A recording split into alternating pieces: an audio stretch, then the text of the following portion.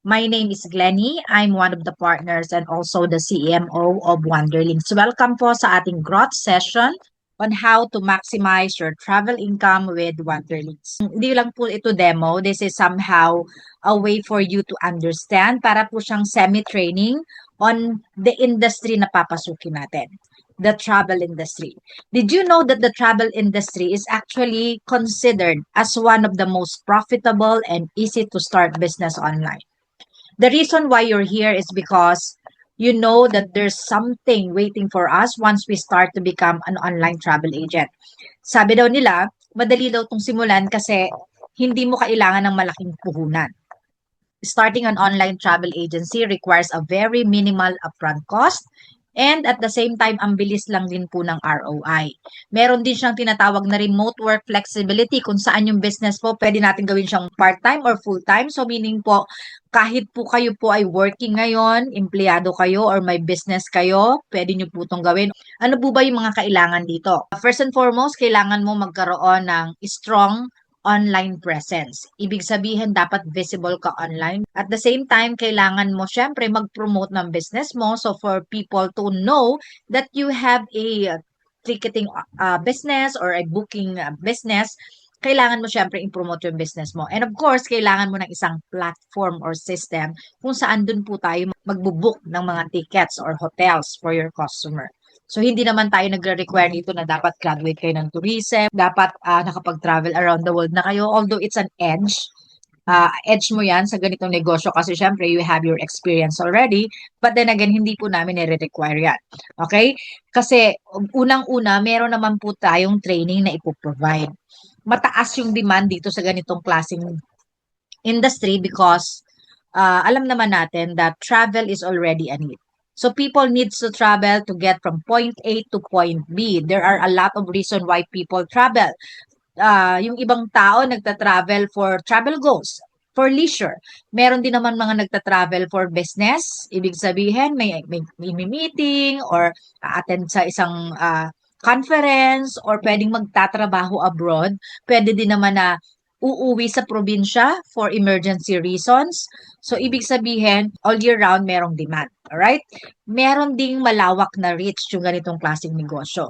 Kapag kayo po ay online ng business nyo, ibig sabihin, hindi kayo naka-confine kung sino lang yung mga nasa kapitbahay ninyo o nasa lugar ninyo. Kasi even if nasa ibang lugar, nasa ibang bansa, or nasa ibang city, ang inyong customer, pwede nyo po siyang i-cater. Ako personally, meron akong regular client who lives in Australia. So every time na uuwi yan ng Pilipinas, for different reasons, nagpapabook siya sa akin. Last June, nagpabook po sa akin itong customer ko na to kasi meron siyang nilalakad na business sa SEC. And then July, 2 weeks lang yun normally po. July, nagpabook ulit siya sa akin kasi may namatay na kamag-anak. And then, baka this December or before the month ends, hindi pa niya sure kasi yung pinaka-exact magpapabook daw siya uli sa akin kasi meron po siyang kailangan i-meeting sa business din. So, yun yung kagandahan ng ganitong klaseng negosyo. Hindi siya kagaya ng mga traditional na brick and mortar na halimbawa meron kang parlor. So, syempre, ang pwede lang magpagupit, syempre, yung mga nasa area nyo lang. Hindi naman pwede magpagupit yung nasa ibang lugar unless otherwise pupunta sila, di ba? So, ibig sabihin, meron talagang naghihintay sa atin na profit in this kind of business. Siyempre, napakarami pang mga advantages nito, pero hindi ko naman po gustong i-focus na more on tayo ay puro positive na lang. Although, syempre, maganda lagi, syempre, positive. But real talk po kasi ang gusto kong mangyari. So, hindi lang po siya profitable, siya din po ay kino-consider na one of the most competitive business industry. Yes, maganda itong business na to. May naghihintay sa atin, kikita talaga tayo dito. Pero, napaka-challenging kung paano ka makakakuha ng benta. Okay? So, ito yung challenge kasi napakarami na pong travel agent. There are a lot of platforms na naglalabasan, maraming travel agency na nagpo-put up. Ikaw, saan mo ipoposition ang sarili mo? Now, why am I saying this? Hindi ko naman po kayo discourage agad-agad. Ay, wag na kayo dito kasi it's very competitive. Kasi pataas din naman po yung demand. If you get to see the statistics po ng travelers, pataas po siya. So, kahit na tumataas din yung nagsusupply, mataas din naman yung demand. And at the same time, the reason why you're here is because we're going to teach you how you can maximize your income as a travel agent. So, ibig sabihin, kung kayo po ay travel agent na, kailangan nyo to. Kung kayo naman po ay nagpaplano pa lang maging isang travel agent, then you need to know these things na ituturo ko sa inyo. Alright? Now, ano po ba ang meron sa travel industry? Ano ba yung structure niya? Meron po kasi tayong tinatawag na GDS or Global Distribution System. It's a network of computer that controls the real-time inventory of all things na may kinalaman sa travel. Dahil sa GDS, nalalaman natin kung ilan na lang yung rooms sa isang hotel, ilang seats na lang ang available sa isang flight. Okay? Because the airlines and the hotels are giving their real-time database sa mga GDS suppliers kagaya ni Amadeus, ni Galileo, ni Sabre, and Travelport. Online travel agencies needs GDS so that they can sell tickets or hotels or any other products. Alright? May dalawang klase ng online travel agency. Yung tinatawag na business to business at yung tinatawag na business to consumer or B2B and B2C. Yung B2B po, these are companies or businesses that provides products and services to another company or to another business. Kaya nga, business to business. Ang tawag mo dun sa mga business na yon ay mga middleman or broker. Meaning, from suppliers down to the manufacturers, to the wholesalers, yung mga wholesalers, dyan bumibili si distributor. Tapos yung distributor naman, they provide service to the retailers or agent. And each of these companies, they have to put a price markup. Meaning, kailangan nilang magpatong ng presyo. Kasi dun sila kumikita. Okay? So, para mas madali nyo maintindihan, yung typical product na nakikita ninyo, na binibili nyo sa tindahan, for sure, pinatungan nyo ng may-ari ng tindahan, na pinatungan naman kung saan bumili yung may-ari ng tindahan, at kung saan naman umaangkat ng produkto yung binibilihan ng tindahan. Parang ganoon siya. Kumbaga, may dinadaanan siyang iba't ibang klaseng mga companies. B2B po ang tawag niyan. Yung B2C on the other hand, ito po yung tinatawag nating direct sale. From the manufacturers, pwede ka nang bumili agad. Ano ang implication kapag ganun ang process ng business? Mas mura ang price kasi nga walang masyadong pumapatong sa presyo ng ticket. Okay? Going back to the travel industry, meron tayong dalawang klase, di ba? B2B and B2C. An example ng mga B2B platform ay ito pong mga nasa kaliwa. Si Vaya, Pinoy Online Travel Biz, Biyahe Ko, WCA, eBiyahe, Via Express. Yan po ay mga, ano po sila, mga B2B portals. Okay? Business to business yan. Meaning, ito po yung mga ginagamit na platform ng mga travel agent. Kaya po siya B2B, ang pwede lang mag-book ng ticket at mag-access ng mga system na to ay mga travel agents or agencies. Okay? So if you see a travel agent or agency, malamang meron silang portal.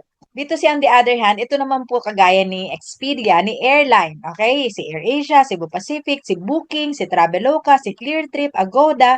These are B2C. Bakit po siya B2C?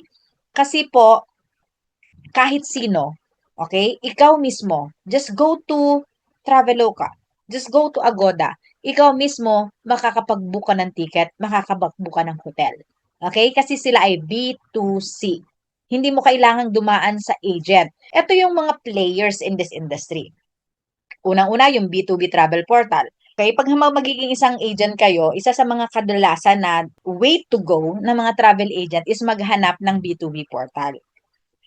You need to pay to get access to these portals. How much po yung kailangan nating bayaran? Sabi nating 5,000, depende sa company. Meron diyang 17,000, meron po diyang 14,000, meron din namang 20,000, may 35, may 50,000. Okay? So it varies.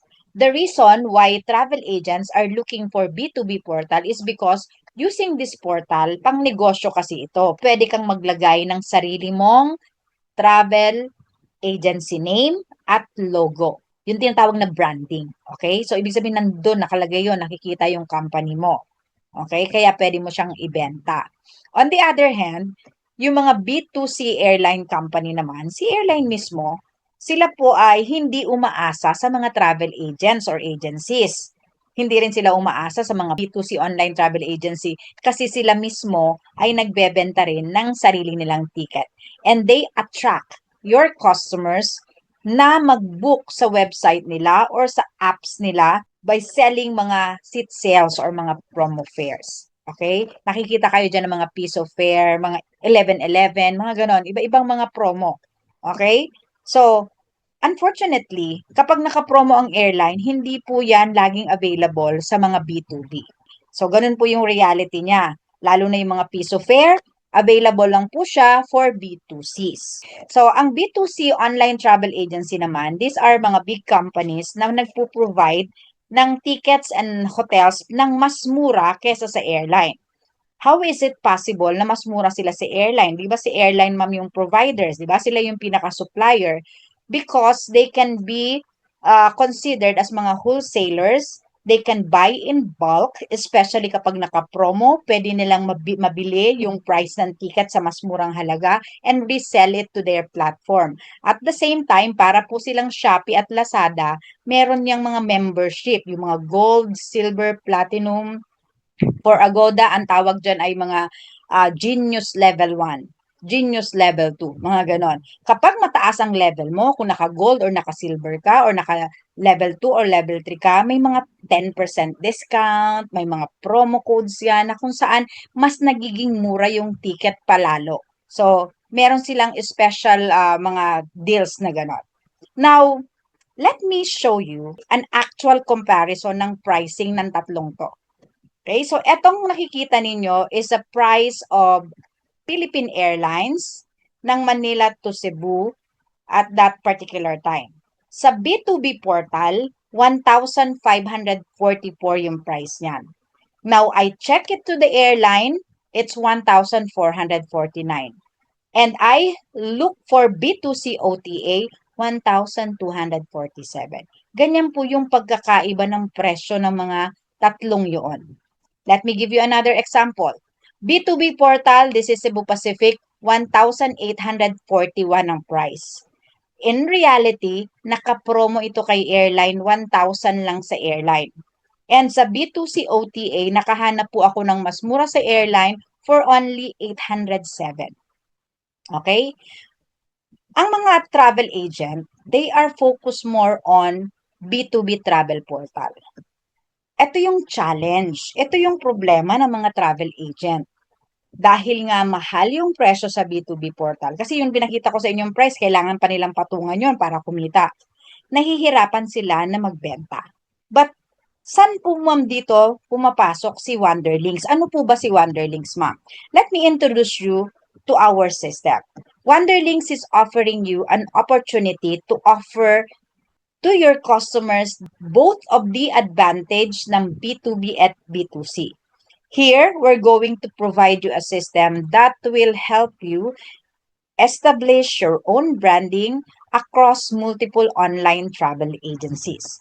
Si Wonderlinks po is a channel manager. We are going to help you find the lowest ticket for you to offer to your customer. Yan po yung aming mission dito so that you will be able as a travel agent to earn more and offer na mas murang ticket compared with other agents. Alright?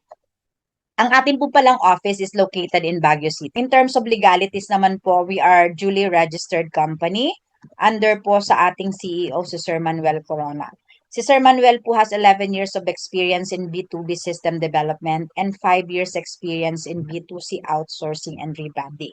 Yes, we are system developers. And one of the system that we have developed is Wonderlinks. Kami po, we are not new in the industry. Nasa travel industry na po kami. We were using a different platform. So we were able to find ano ba yung challenge? Ano ba yung problema ng mga travel agent? So yung sinabi ko sa inyo kanina, yun yung challenge, di ba?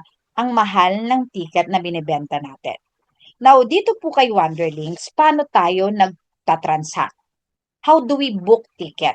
There are two ways to book tickets through Wonderlinks. Ito po yung una, yung direct booking. or what we call as the beginner travel agent. This is the traditional. Traditional po ito ng mga B2B system kung saan we book tickets directly from the system, from the portal. Sa mismong Wanderlings po, dun nyo ibubook yung inyong airline or hotel booking. On the other hand, ito yung kagandahan. Sa ngayon, lahat ng companies or mga platforms available, number one po yung kadalasan or yung number one po talaga yung process, yung direct booking. Si Wanderlings po had given you another option, which is the Wanderlings method. This is rebranding via outsourcing, in which you are going to use Wanderlink system to rebrand your ticket and you will outsource the ticket to B2Cs. Okay? Either kay airline or sa mga B2C OTA. Unahin ko muna pong ipaliwanag sa inyo yung direct booking. Direct booking, this is, syempre sa loob ng platform, you'll be able to search and book domestic and international flights. Ganyan po yung itsura ng portal natin. May one-way, pwedeng round trip, business or economy, and also you can offer seniors and PWD discounts.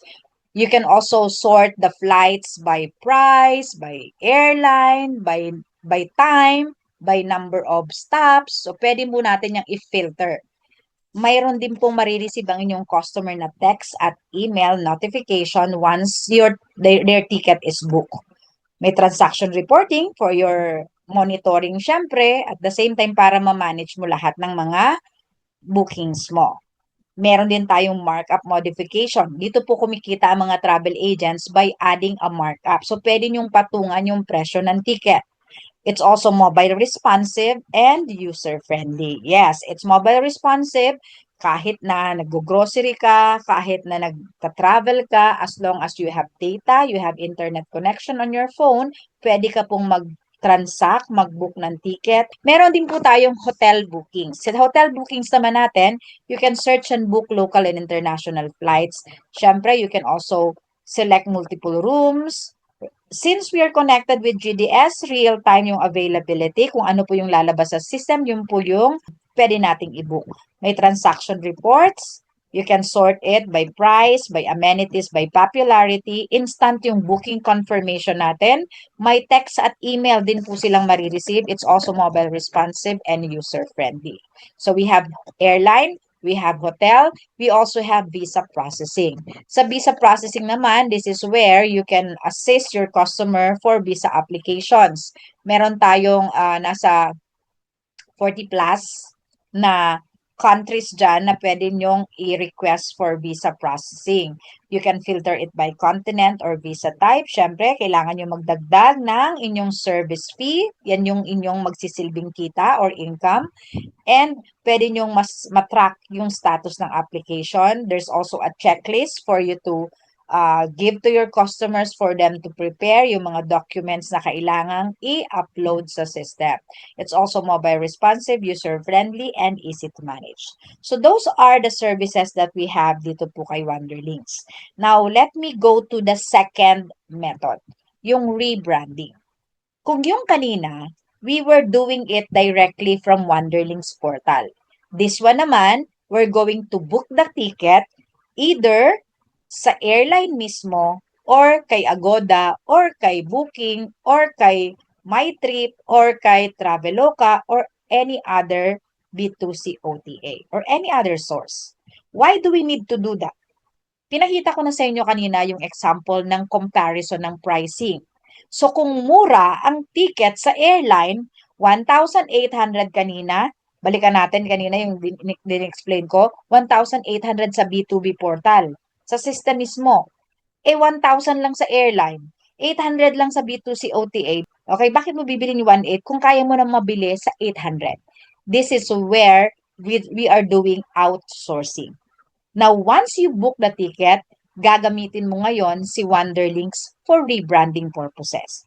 Wherein, You can create a branded itinerary kung saan ang nakikita yung sarili nyong logo, yung sarili nyong agency name, even if you book it directly from the airline. You can also edit the selling price. Dahil nabili nyo na nga ng 1,000 or 800, pwede mong ibenta ng 1,200 or 1,500. Okay, you can edit it from the system. You have also update flight change, may baggage customization, meron tayong flight schedule calendar, may transaction report. It's also user-friendly and may text and email din pong marireceive ang inyong customer. Okay? Para madaling maintindihan yung process ng rebranding, this is how you do it. Say for example, binook mo yung customer mo via Traveloka. Si Traveloka po is a B2C OTA. Ganito yung itsura ng ticket niya. When you book it with Agoda, it's a different ticket as well. When you book it with airline, say for example sa Cebu Pacific, ganito yung itsura niya. Kung binook mo yan sa AirAsia, so pula naman ang itsura ng ticket. Okay? Now, we are going to rebrand it. Kasi pag nag-outsource tayo, basically, yung ticket itinerary will vary depending on sa platform kung saan mo siya binook. But because we have Wonderlink's flight itinerary builder, this is what your customer will receive pag pinasok mo siya sa system for rebranding. Ang marireceive nila is your branded itinerary with your own logo, with your agency name, and meron din pong electronic invoice na marireceive ang inyong customer. Okay? So, ganyan po yung process ng ating rebranding. Now, for hotel bookings naman, pwede din tayong mag-customize or mag-rebrand ng hotel voucher kung saan we book the hotel sa labas din. And then after that, we can create a branded hotel voucher. You can add multiple rooms. You can edit the selling price, may transaction report, may guest details input form. It's also mobile responsive and user-friendly. Right? Para madaling maintindihan, binook mo kunyari sa trip, you book it with Agoda, okay? You book it with Airbnb or the hotel mismo. Hindi yun ang isisend mo sa customer mo, but using Hotel Voucher Builder, you're going to send your customer this, your own branded hotel voucher. All right? So that's rebranding. What are the features sa loob ng ating system? Pwede tayo maglagay ng markup. So, yung markup po natin, ito yung itsura niya. So, yung pwede mong i-markup dyan, yung domestic flight, international flight, yung hotel, yung visa assistance, and so on. Kasi dito tayo kumikita. You can also set your business and account setting wherein you can put your own logo, put your own business page, your agency name, your brand color, and your banner.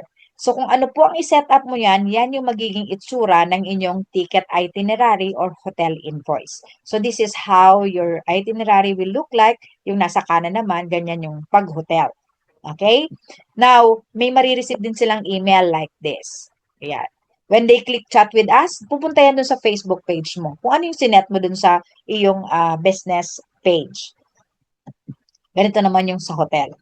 Now, they will also receive, on top of the email, meron ding text notification kung saan your client will receive an SMS na kung saan nakalagay doon yung inyong brand name or yung agency name mo. Nakalagay dyan, "Hi Manuel, your booking is confirmed. Thank you for choosing," kung ano pangalan ng agency mo. Halimbawa, Jamel Travel and Tours. Okay? Or Princess Travel and Tours. So, yan po yung lalabas dun sa inyong text. Okay? Pag hotel bookings naman, nakalagay dyan, please check your email for the hotel voucher issued by Celine Travel and Tours. Kung ano yung name ng inyong agency. Alright? Now, for rebranding, or for direct booking, ganito po, let me compare yung dalawa ha.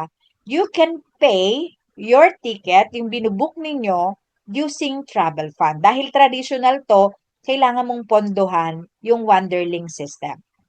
Once you book the ticket inside the system, that is direct booking, di ba? Automatically, ang lalabas na ticket is branded na to your agency. On the other hand, yung outsourcing natin, dahil binook natin siya sa labas, babayaran din natin siya sa labas. Kung saan mo siya ibubuk. Kung ibubuk mo siya kay airline, kay Cebu Pacific mismo, so babayaran mo kay Cebu Pacific. Kung ibubuk mo mismo kay Agoda, you have to pay to Agoda. Depende kung ano yung payment method ni Agoda. It could be via credit card, debit card, or GCash, or whatsoever. Sa direct booking naman, kailangan mo magpondo sa account. Now, since binook mo yan sa labas, it's not under your brand. But using the system, you will have to generate it. Paano naman tayo mag-generate ng ticket? You need to use credits. Okay? So, meaning, for rebranding, kailangan mo ng credits kasi hindi yun naka-brand sa'yo. For direct booking, no need na for credits kasi branded na yung inyong itinerary. This is our website. Here, ayan po, yan ang ating website. Now, once you register, you will be provided with your login details with your password, and once you log into the account, dito po, ang unang-una nyong gagawin is to set up your branding. Okay? Pwede nyong ilagay dyan yung inyong logo, put your business page, put your agency name. You can also change the banner and also the brand color. Okay? Click natin update. Once you are done, the next thing that you need to do is set your markup.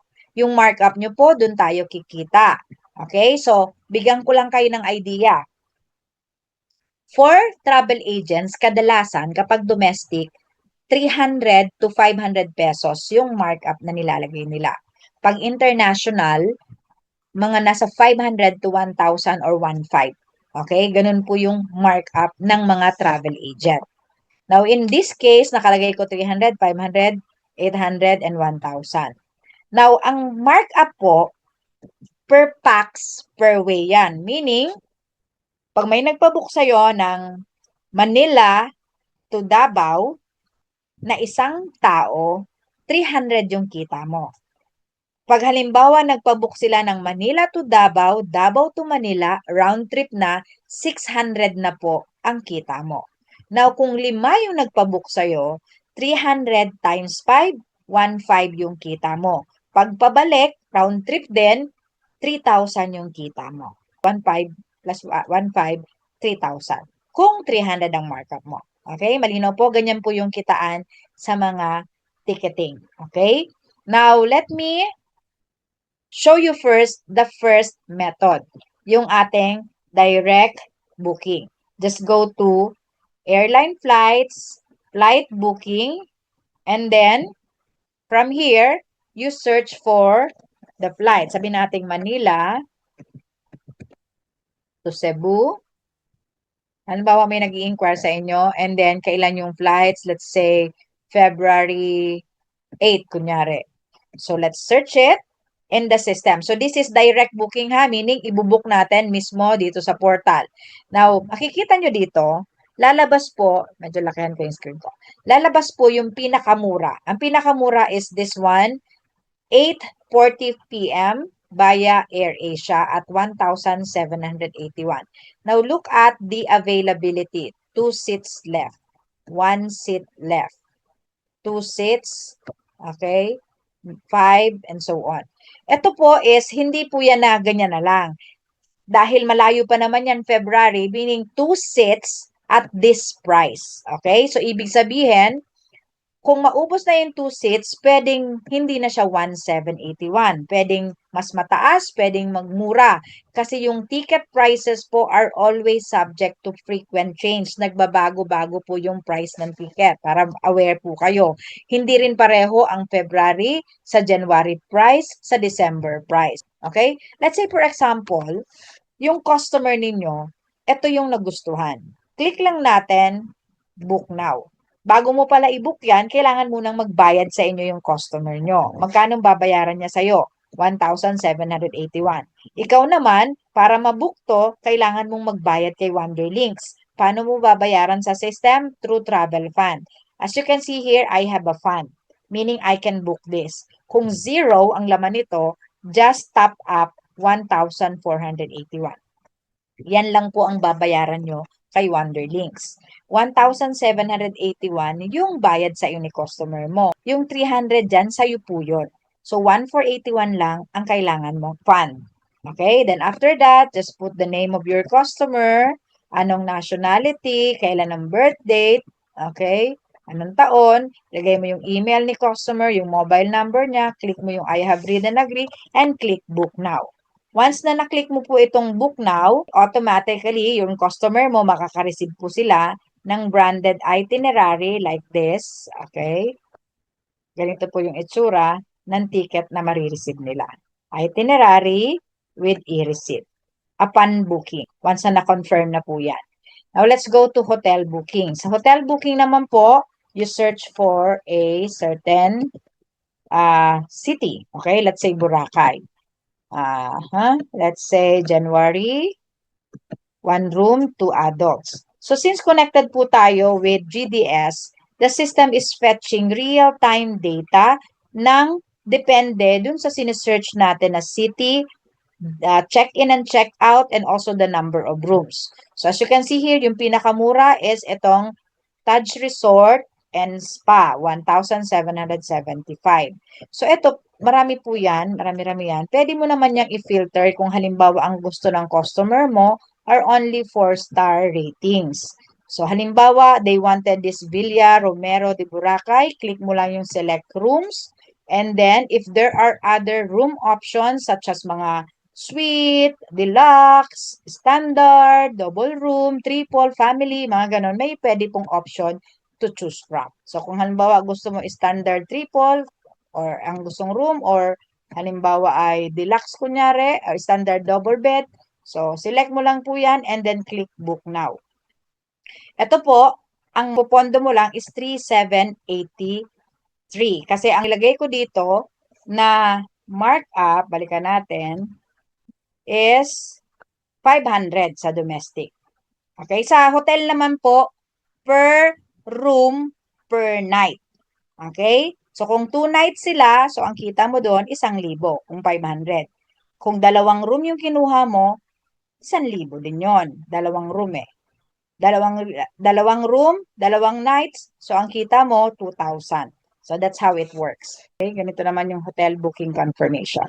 Like that. Ito yung ipapakita ng inyong customer sa hotel. Now, let's go to visa processing. Sa visa processing naman, dito po, you will search, depende sa country, may iba't iba po yung process ng pag-a-apply. Andyan po yan, you have to complete the documents. Every country, iba-iba po yung required documents. Ayan, iba-iba din yung process. So, ang visa processing po is actually more on preparations. Magsasubmit ng requirements yung customer mo, ipapasa sa'yo, ipapasa mo naman sa atin, and then we will check. Once if it's ready and then na-check na natin na kompleto na, that's the time that we're going to proceed with submitting it to the embassy.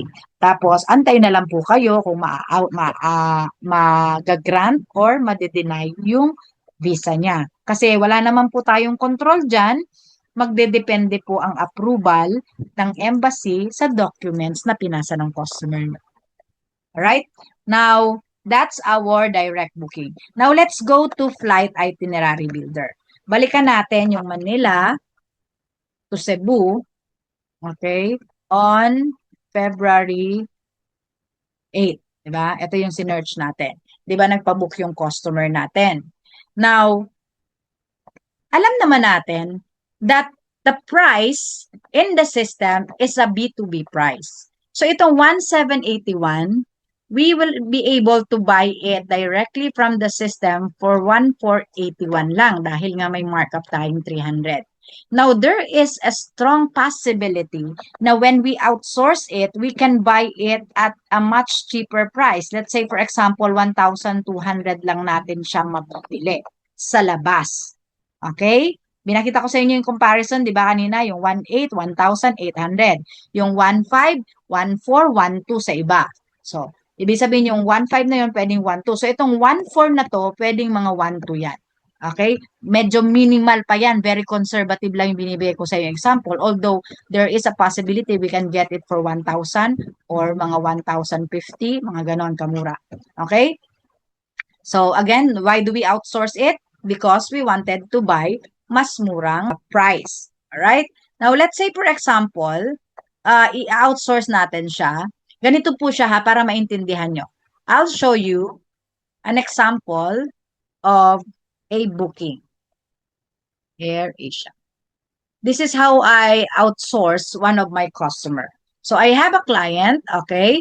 Ang client ko nagpabook sa akin ng Manila to Korea and Korea to Manila. Tatlong passenger po ito. Okay? So nabook ko siya directly via AirAsia. In-outsource ko directly from the airline. How much is the ticket? I bought it for only 41,064. Tatlong passenger po ito. Now, this ticket, binenta ko po ito ng 49,000. Okay? Kasi ganun yung presyo na nakikita ko from B2B portal. So, pinatungan ko ng 1,500 per way sa adult, which is 3,000. And then, 1,000 naman sa bata. Kasi isang bata po ito at dalawang adult. So, kumita tayo ng 8,000 pesos in this ticket. So, balikan natin yung example. Halimbawa, yung customer ko, nagbayad ngayon ng 1,781. Ako naman, binook ko siya from other sources. Okay? Let's say, directly, I book it from AirAsia. Sabihin natin, I bought it for 1,200 lang. Once I book it from outsource, at na-confirm na yon, kagaya nito, confirm na to, di ba? Meron po yung tinatawag na airline PNR. Ito po yung airline PNR. It's a 6-digit code. Okay? Ilalagay ko lang yan dito. I'll just do some random airline PNR. Ganito po itsura ng airline PNR. It's a 6-digit code. Ang tawag dyan ng iba, reference number or booking reference number. Now, you can put here the name of your customer then. Now, sabihin na natin, may nag-inquire sa akin si Ma'am Princess. Tapos, binigyan ko siya ng quotation. Ma'am, ito po yung February 8 na Manila to Cebu. 1,781 po. Okay? Sige ma'am, mapabook na po ako. Tapos, sabi ko, ma'am, send ka po ma'am ng payment sa akin via GCash or kung pwedeng bangko. Alright? Now, I'm going to send the ticket to Ma'am Princess now. So, once I click generate ticket, hindi ko isi-send kay ma'am yung ganito, di ba? Di ba, kunyari, binuko siya sa AirAsia. So, hindi ko isi-send sa kanya yung actual na to. Instead, ang isi-send ko sa kanya is a branded itinerary that shows my agency. Okay? So, ganito po yung marireceive ni Ma'am Princess. Okay? And I will send it to myself just to make sure na makita nyo rin yung itsura ng na-receive ni Ma'am. Okay? I'll check my email. Ayan na. So, your booking is confirmed. Ma'am, na-receive mo na ba sa iyo? Yes daw. Thank you so much po. So, ganito po yung na-receive ni Ma'am. Itinerary, may electronic invoice. So, ganyan po yan. So, instead na ito yung isa-send mo sa customer, na syempre nakikita kung magkano yung bili mo, makikita na 1,2 lang yung bili ko, hindi ko isa-send dyan. Ang isa-send ko sa kanya is the ticket that shows magkano yung binibenta ko talaga sa kanya at the same time also showing ano yung aking agency details. Okay? That's how you do rebranding. Okay? Now, let me just copy this. I'll use this later. So, balikan natin yung transaction natin. Okay? I booked the ticket for only 1,200. Binenta ko ng 1,781. What happens? How much is my profit? I earn 581 pesos. Okay? So, ibig sabihin, if you outsource and you buy ticket at a much lower price from a different, from B2C, mas kikita po tayo ng malaki. We're taking advantage of the low price of B2Cs. Okay? So, kung directly sa portal, ang kita ko lang 300. So, almost double nang nangyari dahil nag-outsource ako. So, that's a way for you to maximize your earning using Wonderlink's rebranding. 1,2 po yung bili natin, binenta ko ng 1,7. Kumita ako ng 581. Another way is I can sell this, okay? 1,2 ko mabibili sa labas. Ibebenta ko lang ng 1,500. Masaya na ako na 300 lang yung markup ko. 300 lang yung kita ko.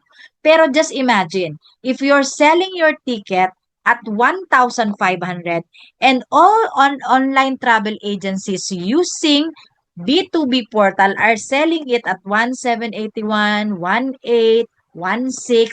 Ikaw po yung may pinakamurang ticket dahil 1,500 lang sa'yo. Okay? So kapag mura yung ticket mo, kikita ka ng malaki kasi mas marami ang magpapabook sa'yo, hindi sila magpapabook sa ibang agent. Kasi as a travel agent ni Wanderlinks, pwede kang mag-outsource. That's how you maximize your earning with Wanderlinks. There are a lot of other features in the system such as meron tayong booking calendar, flight schedule calendar. Meron din tayong frequent traveler list kung saan nandyan po yung list ng mga customers ninyo. And then, meron tayong update flight change. Going back, okay? So, sabi ko nga, di ba kanina, when we generate branded itinerary, we use credits. Ano po ba ma'am yung credits? Malamang tinatanong nyo. Yung credits po is what we use to create your branded airline booking itineraries or hotel voucher. Yung 1 credit po is equivalent to 1 flight itinerary per way kahit pa gaano karami yung passenger or 1 hotel voucher regardless of the length of stay sa hotel. Yung example ko kay Ma'am Princess, 1 pax, 1 way, okay? 1 credit lang po ang bayad doon. Kumita tayo ng 581. Diba? Meron tayong nagpabook sa'yo ng 3 nights. 3 nights yan. Sabi natin 350 or sabi natin 1,000 yung kita mo dun sa 3 nights na yon. 1 credit lang din po yon. Now, may nagpabook sa'yo ngayon ng round trip, Manila to Hong Kong, Hong Kong to Manila. 2 credits na po yan. Kasi ang 1 credit is 1 flight itinerary per way. Okay? So, 2 credits yan. Siyempre, international to. Let's say 1,500 per way ang kita mo. So, kikita ka ng 3,000. Now, may nagpabook sa'yo ng 5 tao. 5 tao yan. 1 credit pa rin yun kasi 1 way lang. So, you earn, say, 2,500. Total credits na nagamit ko, 5 credits. Magkano ang kita ko sa 5 credits? 7,000 pesos in this example. So, imagine nyo, yung transaction ko sa Korea, okay? 2 credits lang po yun. 3 packs yun. Magkano income? 8K, di ba? 8,000. 2 credits lang po yung nabawas ko doon. 5 credits, ang pinakamura nating mabibili na credits value. Number of credits, 5 credits, how much? 175 pesos lang. 10 credits ang bibilihin mo, 300 pesos. Meaning this 175 can turn you into 2,500 at a minimum, if puro 1 packs 1 way ang gagamitin mo, or as much as say 15 or 20,000. 175 lang na puhunan when you do outsourcing. Marino po? Clear po ba ang credits? So halimbawa, eto po kayo. Sabihin natin naging agent kayo ni Wanderlinks. Ito yung mga customer nyo. Your customer will basically inquire sa inyo, magkano Manila to Tacloban? Ikaw naman, mapunta ka sa system, babalikan mo yung customer, bibigyan mo sila ng quote or quotation. Now, your customer wants to book sa'yo. So, babayad na siya sa'yo. Okay? Once paid na, you have 2 options. Pwede mong i-book direct booking. You need travel fund. Okay? Or, you can book it directly from the airline and use credit card, debit card, or whatsoever. When you book it, you will receive an itinerary from the airline. Pwede rin naman i-book mo sa B2C OTA, let's say Expedia. So, makaka-receive ka ng ticket coming from Expedia depending on ano naman ang payment method nito. Now, you don't need to send this to your customer. Dahil meron tayong flight itinerary builder, okay, using credits, you can generate your branded itinerary. Your customer will receive a ticket and itinerary and an SMS directly from the system. Kung direct booking naman, ganun din. Directly, makaka-receive din sila ng itinerary na branded sa iyong agency. Now how much is our business package? You can get the system for 2,680 included po yung affiliate marketing natin. Yung affiliate marketing natin, this is an opportunity for you to earn bonuses and commissions by referring your friend or family member to the company. Now, lahat po ng features in the system, lahat yung airline flight, booking, and then hotel booking, the builders and visa processing, and also frequent traveler list, income revenue, may text and email na marireceive, lahat ng mga features na yon, you will get to enjoy that. Now, we also have a promo standard package for a limited time.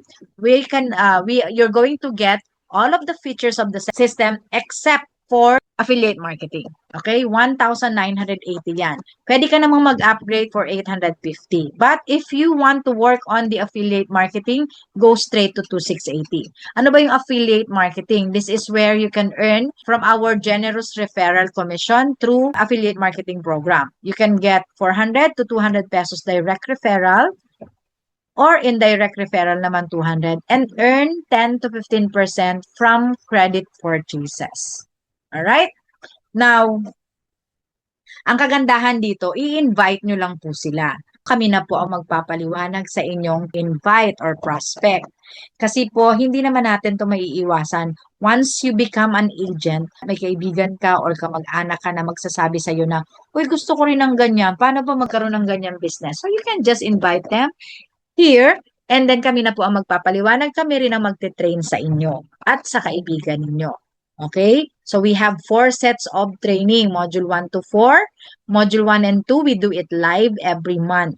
Pero may recording din naman po ito. 3 and 4, may replay po ito sa loob ng ating Facebook group. Yes, we have an official Facebook group. Meron tayong chat group at may CSR tayo to assist you in the from A to Z of the business. All right? Now, how to get started? All you need to do is to contact the page or the agent na nag-invite sa inyo dito sa ating growth session. If you happen to see our ads through our own page, message lang po kayo sa page natin. Mag-type lang kayo ng done demo. And then automatically you will receive the payment method, the process, kung magkano at saan magbabayad. Depende po kung anong napili ninyo. Once the payment is made, just send your proof of transaction, your first name, your email, mobile number, and your full name, and your birthday. Tapos, i-activate natin yung account nyo. May marireceive kayo sa email ninyo ng login details. And then that's it. We're going to invite you to our official Facebook group, and then mag-start na po kayo ng training to get familiar with how to use the system. So, yun na po. Ready na kayo to get started with your business.